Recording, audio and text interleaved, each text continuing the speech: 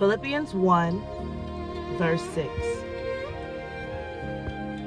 Being confident of this very thing, that he who has begun a good work in you will complete it until the day of Jesus Christ.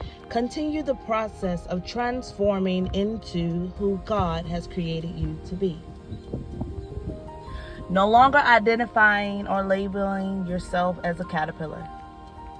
No longer hiding in the chrysalis, although in the chrysalis there is a lot of transformation. But continue to transform into being the beautiful butterfly God has created you to be for such a time as this.